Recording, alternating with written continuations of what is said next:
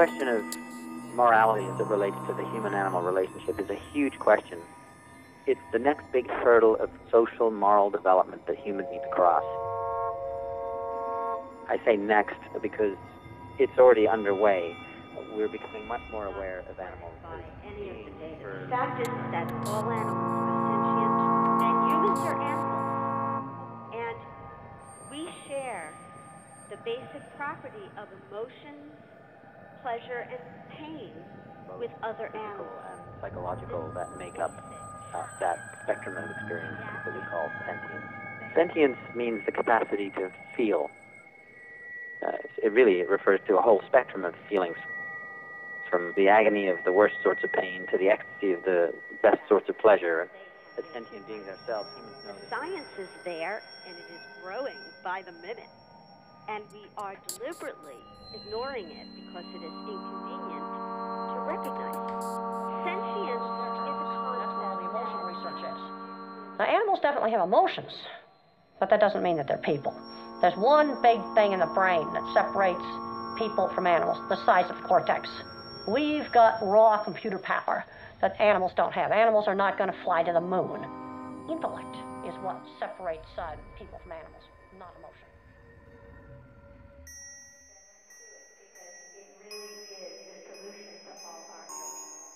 Someone once said that animals are another nation. They're not aliens, they're not property, they're not dangers, but rather they're other beings with whom we share life, who have as vested an interest in their own lives as we do. All we need to do is make certain that we don't become the plague, the vermin that takes it all over, but rather make sure that there's always room for them. Because without them, we'd be one hell of a lonely place.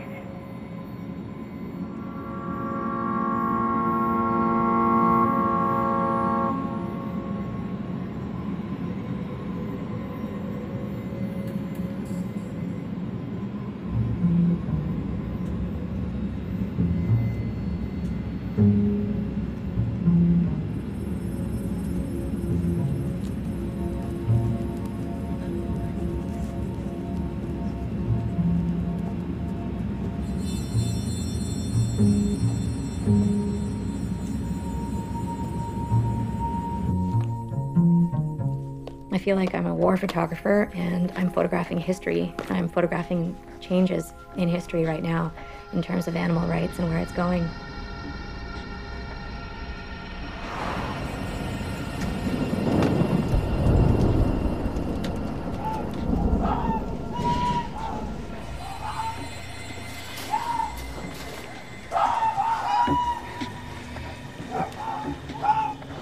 On that, right in the corner there.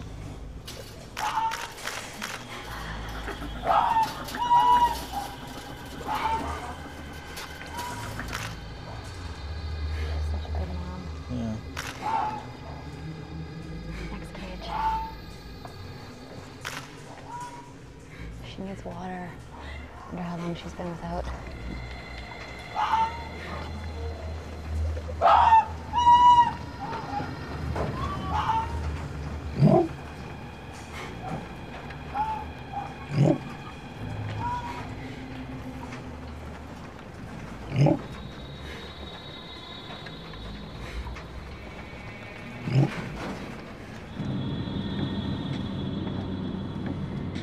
Leaving is always the hardest thing, and leaving is the reason that I'm haunted.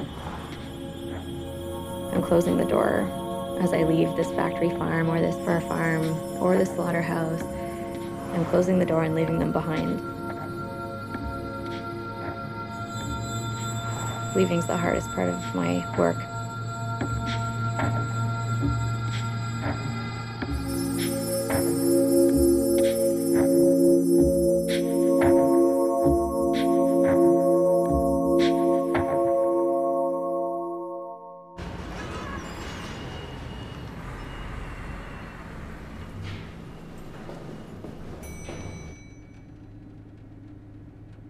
What it is an emergency for these animals, and the activist side of me came first when I realized that my photos were far more effective and got out there much quicker when I worked with campaigns. So for example, when I shot the fur farms in Sweden, hundreds of thousands of people saw those photos because there was a big campaign happening. I just came back from Laos and Vietnam, Cambodia, so I can show you a few of the photos, and I think you've seen some of them. So this is where they're kept right before they're heading, being shipped to China. This is a typical facility. When people think about animals in labs, they think about animals in a cage in a lab, but their history before that and the way that they're raised is a secret. So these are monkeys that are wild caught, often in Cambodia, and raised in Laos and Vietnam. But it involves American companies and European companies who are buying these monkeys. And that's why we want this to be a story here as well. Yeah, I don't know. I mean, I don't know. I think this is so powerful. That disturbing. It's really disturbing. They're a commodity. They're not really worth much. And that's why they don't care about the conditions, so they don't feed them very much. They're just, the bare minimum to keep them alive. Oh my God, look how he's holding that monkey. That's pretty sad. Really and you see, just bringing that up, you see the conflict here because these images are so difficult. Consumer magazines are not going to publish them. It's so potent, though. I mean, I understand. I know. It's such potent. But this is what we always talked about, and the And problem these issues are so important. Because we pick up stories from photographers, that have social impact, around the world because we care about it. But doesn't mean if what we care about doesn't mean it's gonna get published tomorrow or the day after tomorrow. Yeah. And the less graphic it is, I mean, this is still like a PG society for a lot of magazine here in the U.S. I mean, I think that's PG-13, Or PG-13. So, Hmm. Do you sleep well at night? I have PTSD. Okay. Yeah. Yeah. No, I have a lot of nightmares. I was imagined. Yeah. No, I'm trying to take care of that. I totally relate to that. I mean, we have war photographers that come in and they just crash because it's just Well, like you said, mental picture of what when they've you're done. there, you're in the crisis zone. The adrenaline is insane. Yeah. And to witness so many emergencies, like going to a factory farm where there's 40,000 pigs suffering, and then also like when you're watching an animal being led to slaughter and being with them as they die. I'm not sure what to say about it. It's just what I do, and it would. Well, it's important, and unfortunately, I wish every magazine will write about it every day, but it's not going to be the case. We can tell you that. Yeah. But yeah. what we can tell you is, I think, all three of us will try to get your stuff out there. Yeah. Right. Mm-hmm. So yeah, we'll try to get you as many appointments as possible. Okay. As you can. Okay. Well, that's something. That's good. Yeah. So let's be in touch more. Yeah. Listen, it was great seeing just you. communicate. Yeah. Any Absolutely. questions about anything, just email me, and we'll keep each other informed. So we'll stay in touch. Yes, please. We'll see you soon. Yeah. Keep up the good work.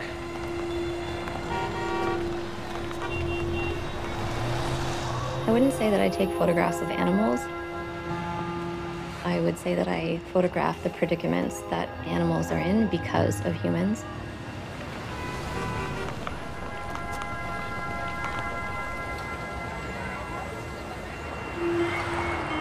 When I started photography, the success came from creating a good artistic image, and that's still important, but not as important as creating a connection between the non-human animal in the picture and humans.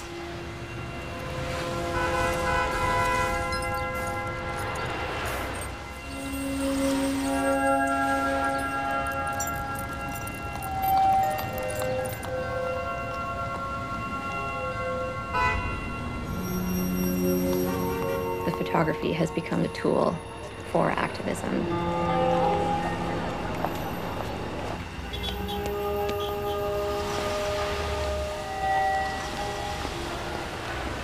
My mission in life is to raise awareness about animal issues. There are not many people working for animals.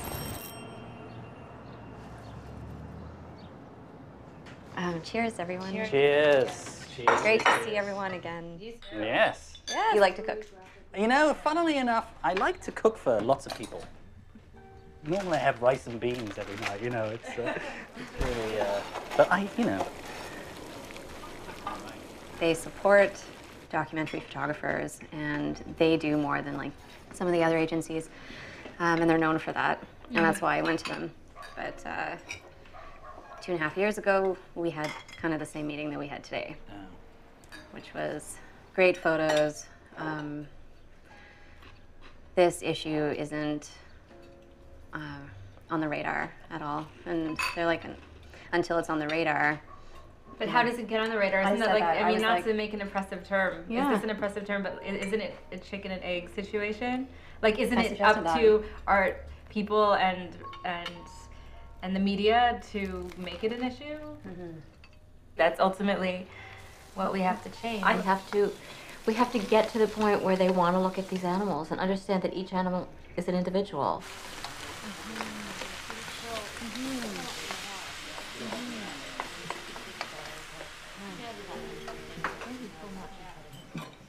They see the animals that they want to see, like wildlife and pets. And it's comfortable to look at those, and it inspires feelings of happiness and comfort and familiarity. But the ones that we don't look at are the ones that I'm often trying to photograph. Those who are objectified in zoos, those that we eat and wear. And so there's an invisibility there.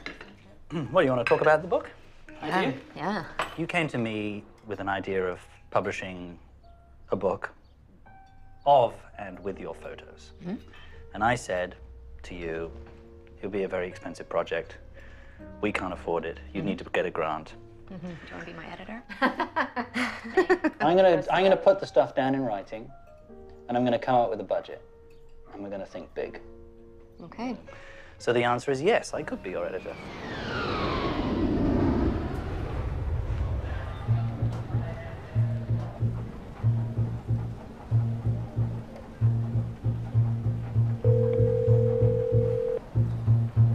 Hello? Hey, Marcel, it's Joe. How are you? Good, Joe. How you doing? I'm good.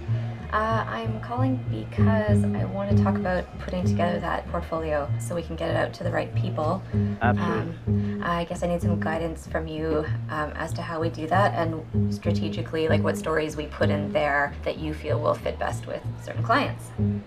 Yeah, I think you have great series, either on the monkeys.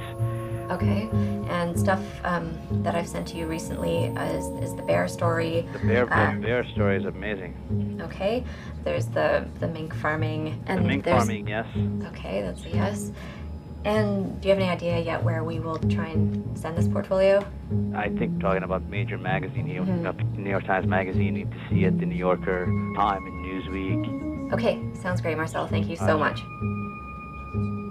I need to shoot more fur stories. Not just the mink, but the smaller animals, and the foxes, and the raccoons, and the dogs even, who are kept in cages for fur. These places are often out in the middle of nowhere. You have to go off the beaten track and down paths and down dirt roads to get to these places.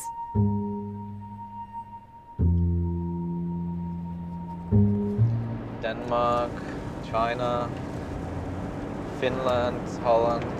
It's the last 10 years I'm doing one job after the next. The fur industry says everything is okay, everything is controlled, everything is fine. And this investigation should show the opposite. This whole industry is rotten from inside, and this is our task to get on tape. Yeah, because and we need to stay on top of it, shooting new stuff all the time to show that this isn't last year's footage, this is right now's footage. Ich fahre raus, Ende. Entschuldigung. My way is to really give the media the best footage available. That's the reason why I decided to take photos. A photo can do 1,000 more times harm to the industry than an action. Than any direct action activity.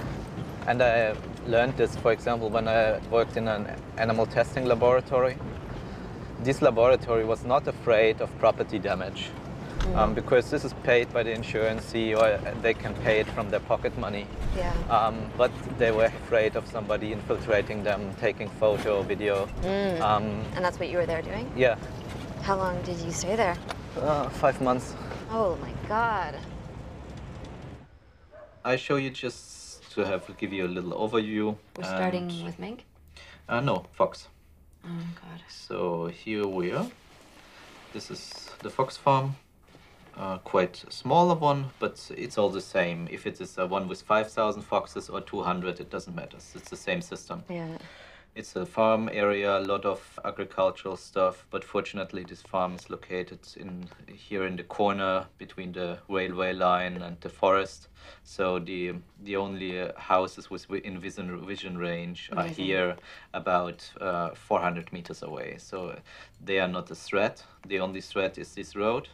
But we will locate one person here, and maybe one person here. Amazing. And so we, or at this line, we will see how the situation is.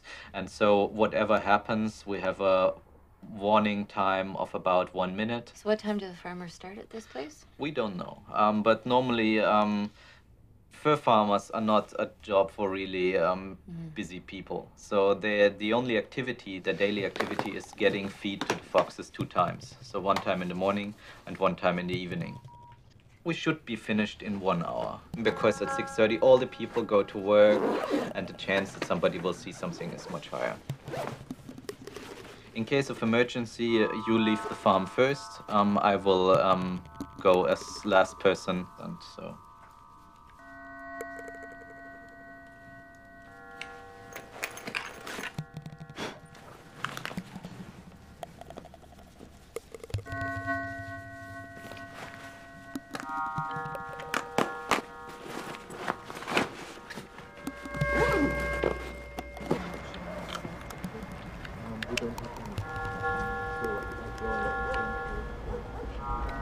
Emotionally, I'm already there. Okay. I'm already there with them.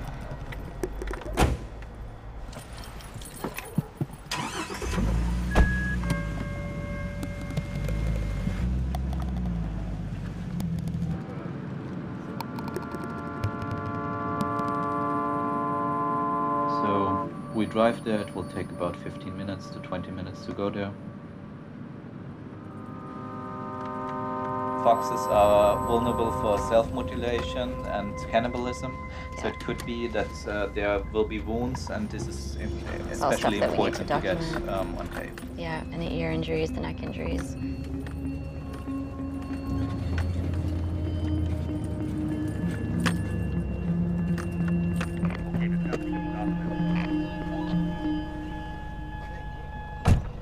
We will park the car deep in the forest. Oh, great. So this is safe there. Nobody will make any trouble there.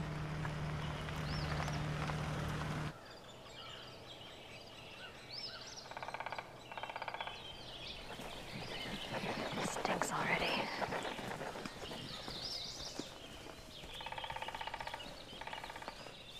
The life cycle of a fur farm begins in March with the mating. That means that the number of the animals may be up to 7 times higher.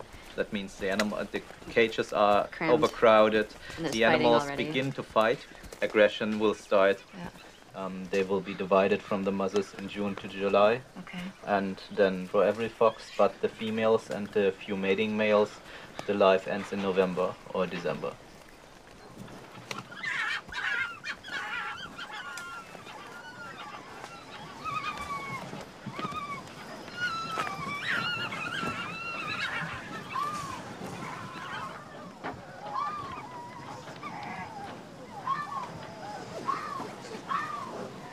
Be careful in touching stuff.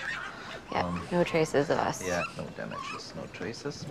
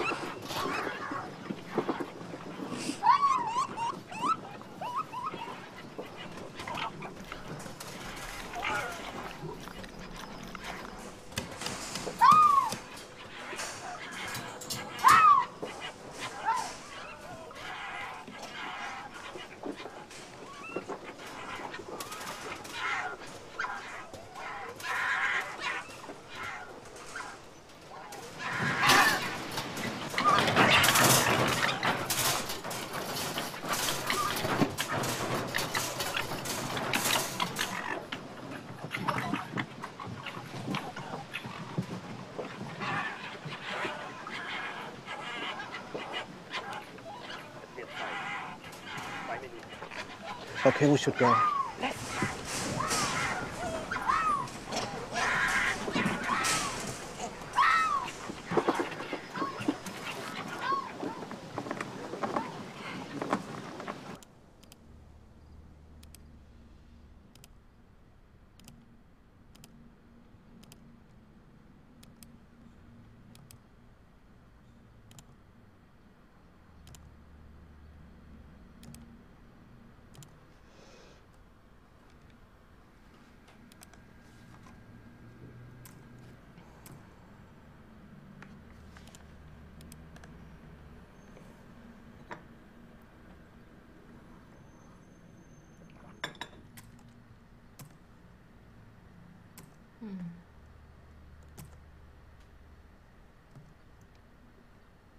You connect with them because you're looking in their eyes and they're looking in yours. And I knew actually seeing the foxes would be hard because they're so soulful. Their eyes and their movements, I mean, they're really easy to read because they're like dogs.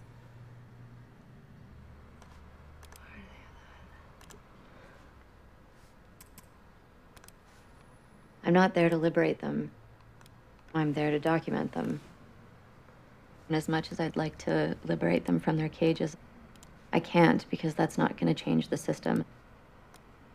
So my role is to educate people, and then there won't be future generations of these animals.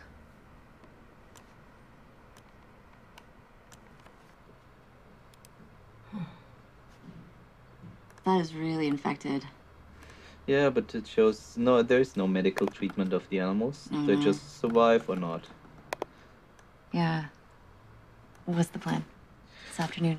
Plan is arriving at this very big mink farm, getting some good outside shots showing how huge these factory farms can come.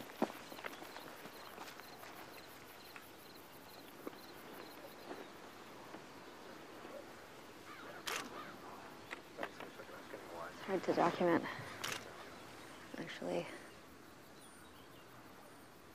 If we count the sheds, for sure over 100,000, but it's very hard to say.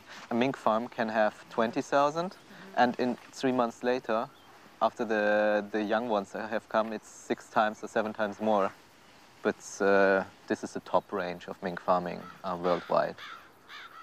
If you look at the facility, how it's built, there's Western money involved in this. Thousands of fur farms have been shut down in Europe in the last years, so the fur industry is still on the run everywhere. I'm not sure if I will see the day with the last fur farm worldwide being shut down.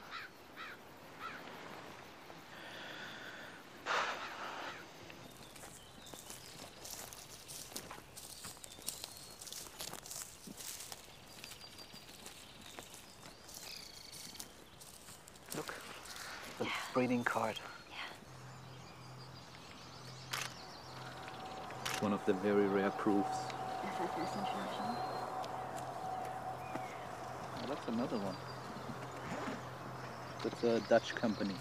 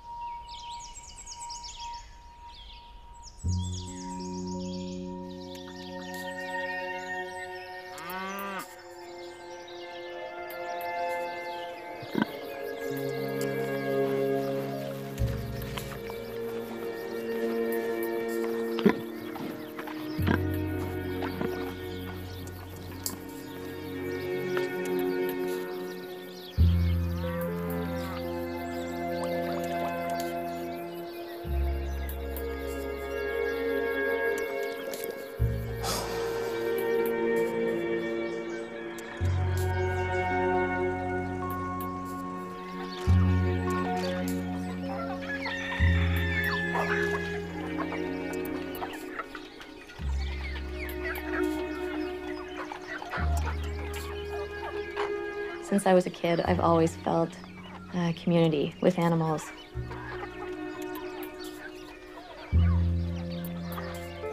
My mom had 10 chickens, 10-layer hens at her country home, and they became my friends. I knew which ones were shy, I knew which ones were the boss. Seeing their dynamics and seeing just what incredible personalities they had. I learned that, you know, if I went home and ate chicken, I wasn't just eating a piece of meat, I was eating a little person, you know, someone with a personality, someone with sentience. Being here, being at the farm allows me to process. Yeah. Because I'm seeing them happy, and it makes me think of the sad ones, but then it makes me think of the ones that are in the farms, confined and like completely abused. Not everybody can come to the sanctuaries. There's such a thing where there's so many people who are like, oh, sanctuaries are not, you're wasting money. I don't think it's a waste of money because it used to be more of a farming world. It's not now. Most people live in the cities. There's very few farmers. Most of the small farms are getting eaten alive by the factory farms, so nobody makes those connections to animals anymore. So they're almost so disconnected that we're desensitized to them. I think that having sanctuaries is just like this whole like, getting to the heart of like, these are individual animals and they have feelings and they like see them, like who they are. And each one's different. You can't feel anything for a billion animals or a million No animals one or even can. 1,000 or 100. You can't do that with people. But that's what you guys do. You put a face. A face and a name. Every time we get one of these animals on the farm, they represent all those animals that we can't save. So we have the powerful photos to show like what it's like when we get these animals out of the stockyard and how bad a shape they're in. So I actually am very hopeful that we can really make this a very special rescue.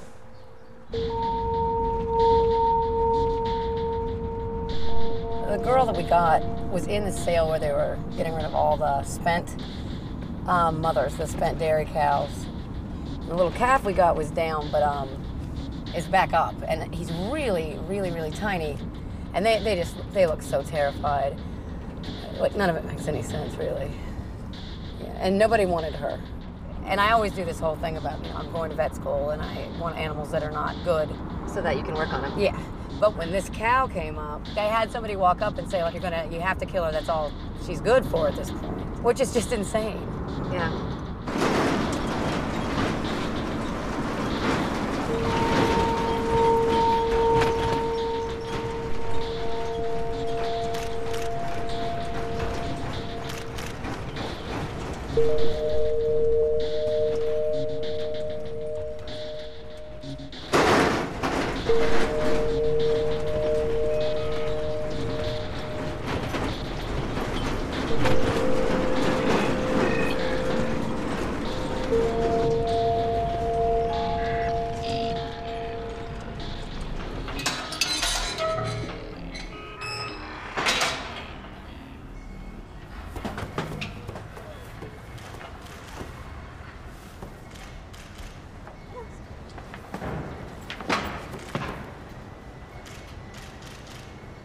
Come on, girl. Come on. Here, I can go behind. I can go behind. Come on, sweetie. Up. Come on. Come on, babe.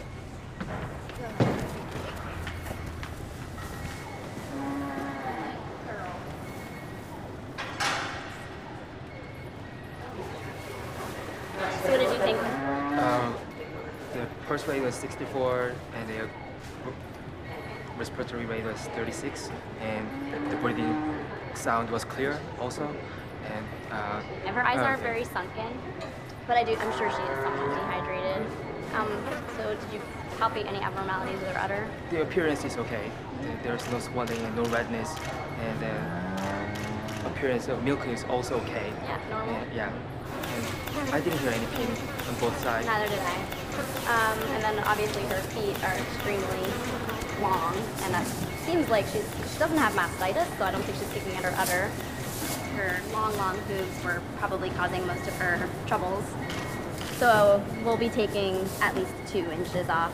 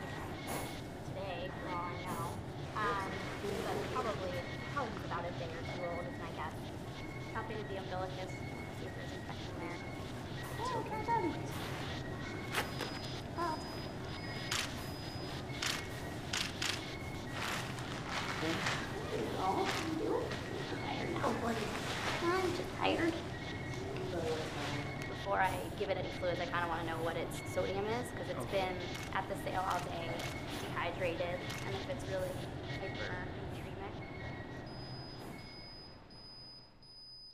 The connection that I have to animals while I'm photographing them is one of empathy and understanding that there's a huge mistreatment and inequality between human and non-human animals. And that's always in the forefront of my mind.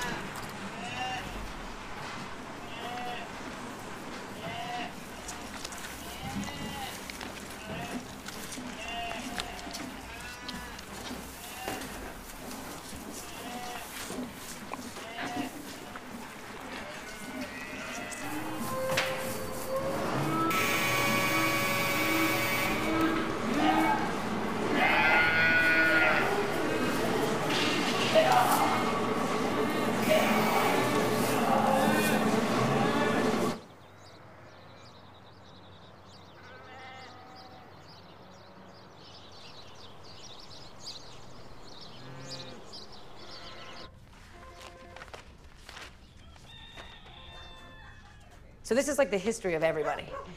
Okay. Yeah, everybody's in here. Everybody has a record. Yep. So like you can see animals, you know, that we've had for a very, very, very long time.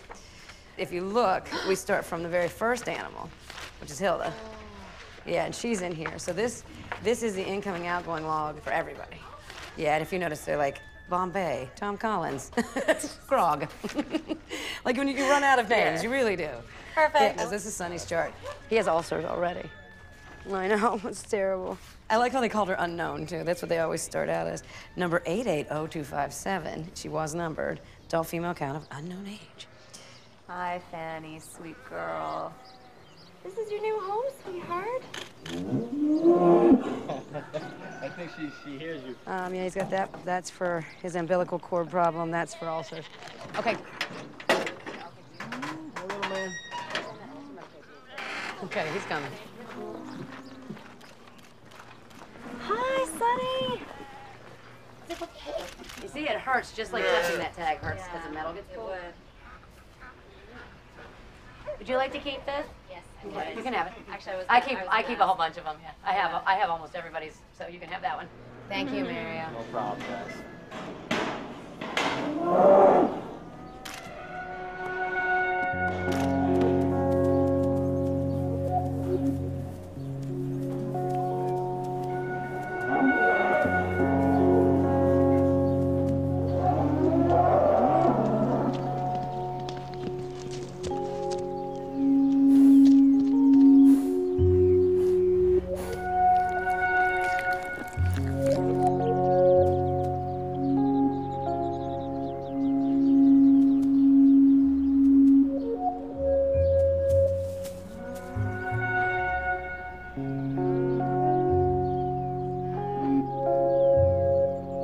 Farm Sanctuary is my home away from home.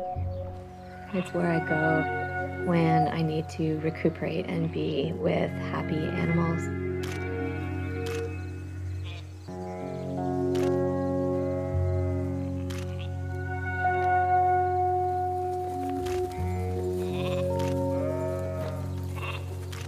Surrounding myself with people who are working really hard for the same goals that I have, which is animal liberation. Welcome to stay for a week and just take pictures and hang, lay in the grass. How about a month? You can stay for a month. You can stay as long as you want. Because you need a break from all Well, you're seeing just bad. It's hard. Yeah. You gotta lay back and see the good, and the good is here.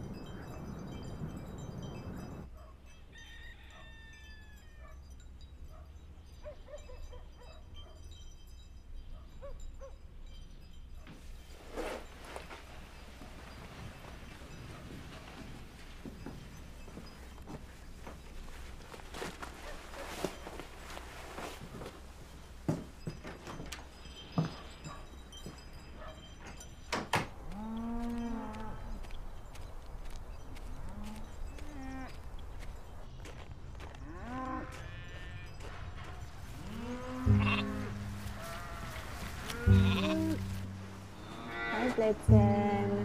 Hello. Hello. I'm trying to say hi to Fanny. Okay, come on. I know. Come on. Hi, Fanny, sweet girl. Hi. I know where you were a few months ago. Yeah, you're still shy. I know. How are those legs, huh?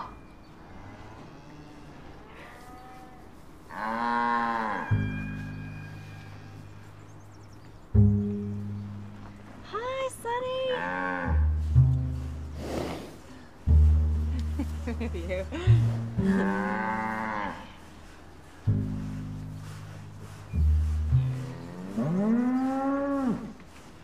You're so big now.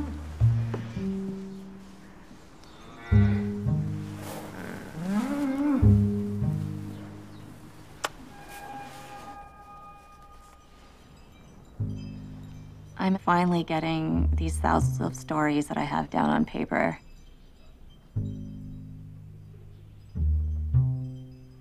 The animals that I've left behind are never far from my mind.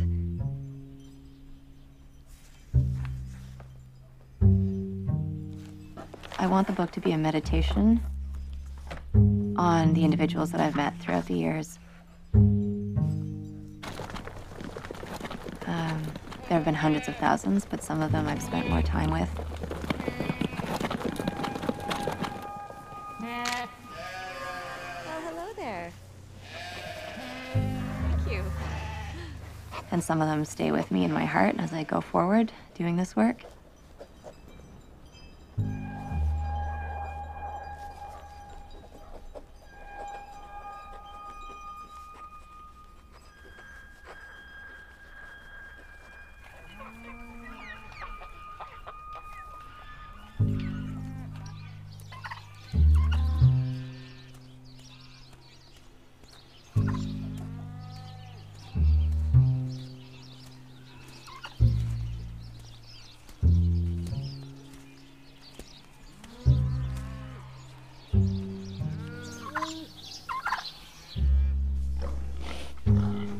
Teresa.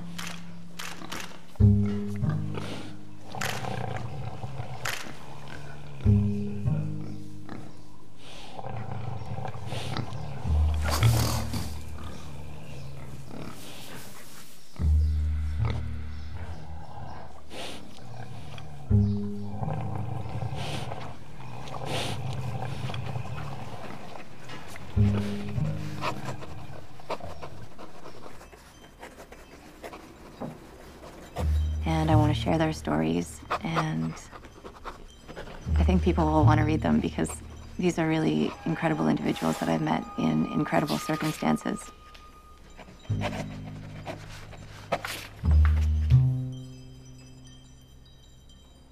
So I can just put those images and all those stories in front of me. Hi, pretty girl. Yeah, sore leg always. We're good.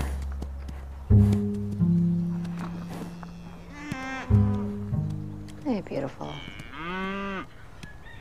And I think that the stories will will change people and get people caring about animals. So with that, I have immense motivation to be here, to be writing.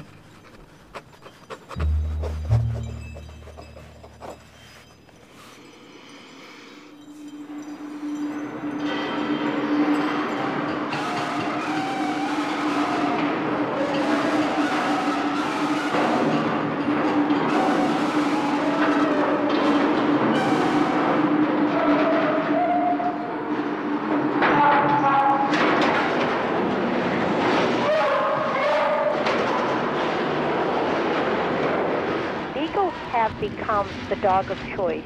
One, because they're the right size. They're, around 40 pounds or less.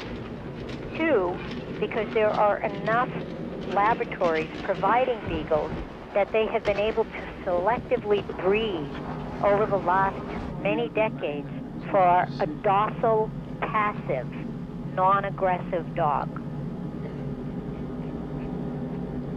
All of that actually makes the beagle an even more heartbreaking model than one might already think.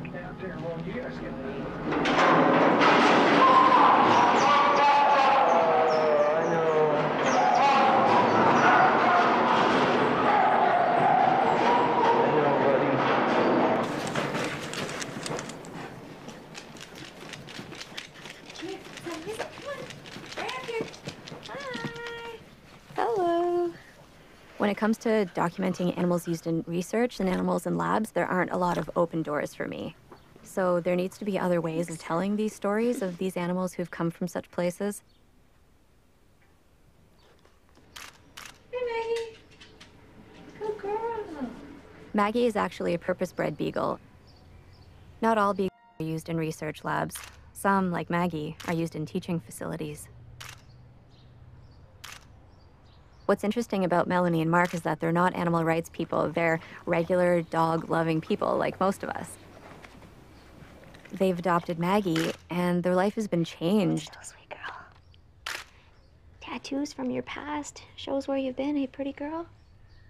That's sweet. To get Maggie to where she is now was a long and hard, very hard journey. I'm supposed to be shooting, Maggie. I'm supposed to be shooting. Okay, off you go. After Maggie's rescue, she went through a year of transformation to become the dog that she is now. What a mess.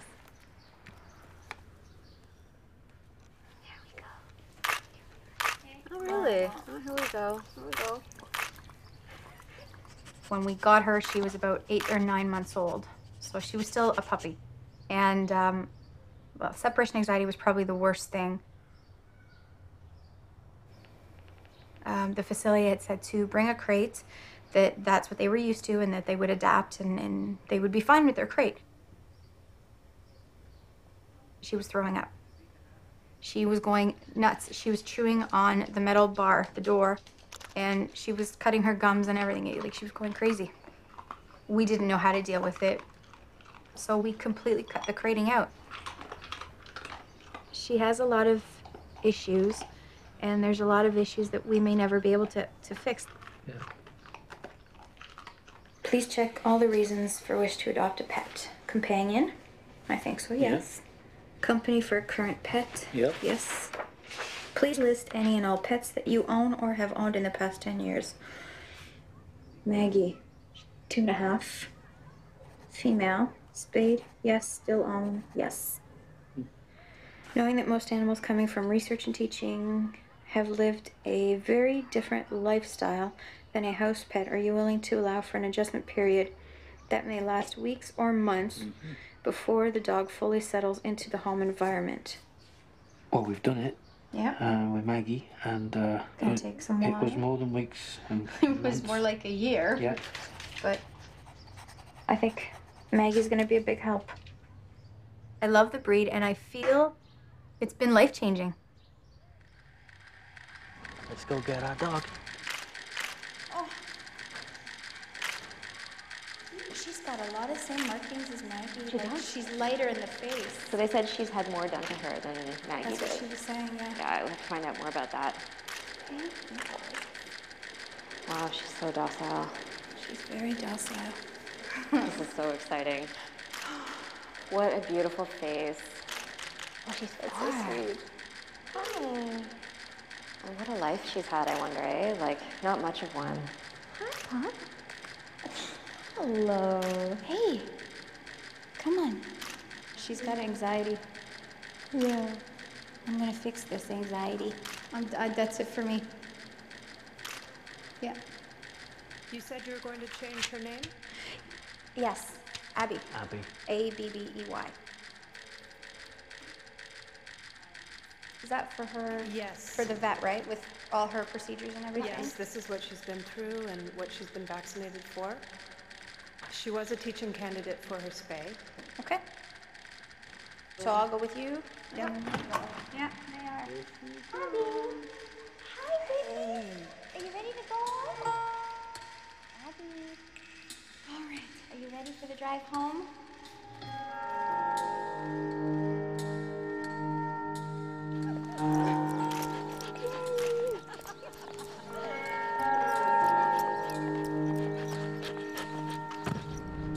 What's going on? I'm just taking it easy because I don't know how she is in a car.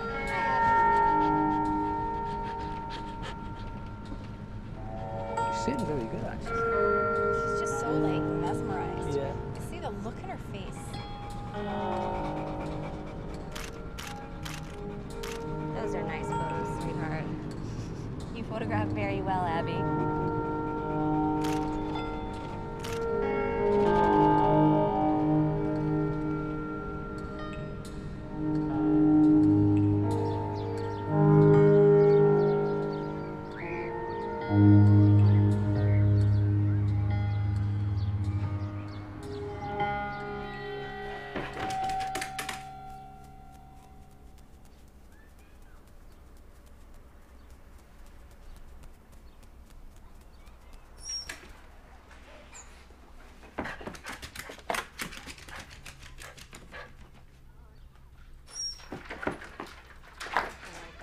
Go.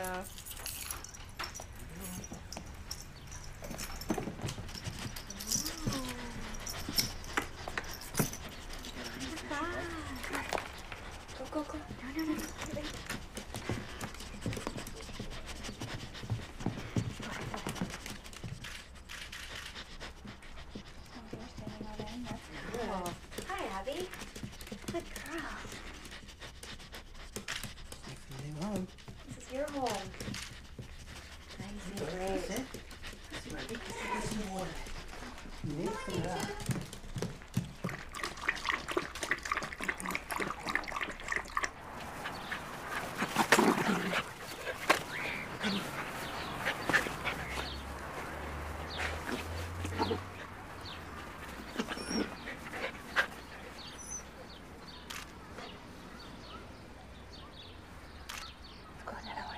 You can do it. You can do it. Go up one more. Keep going. One more. Ready? One more. Good. Almost there. There she goes. One more. Up one.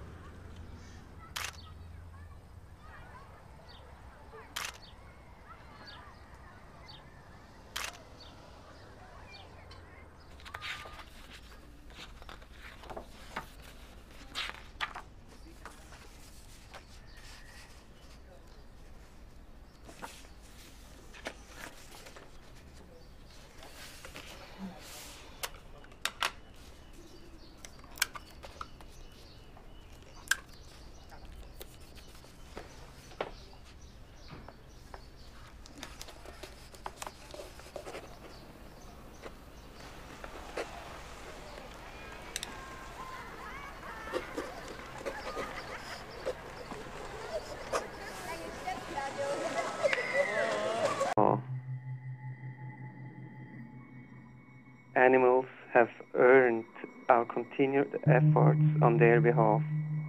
They can't do it on their own. They are reliant on us, and it needs to be done on a societal level, and of course also on a legal level with strong laws and consistent enforcement.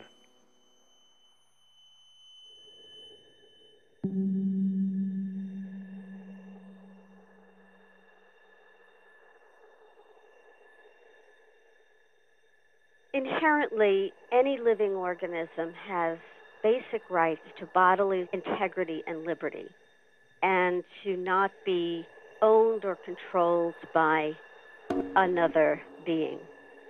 And by that I mean not that they're deserving of rights that we might give them, but that they have them already by virtue of who they are.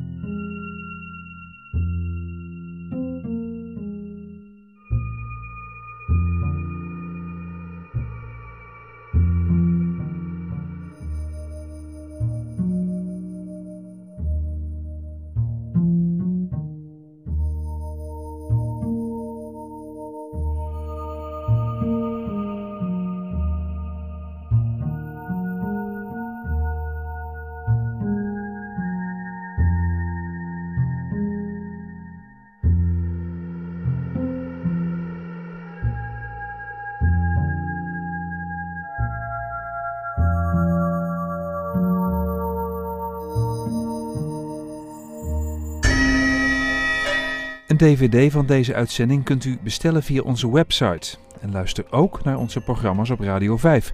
Surf voor meer informatie naar www.bosrtv.nl.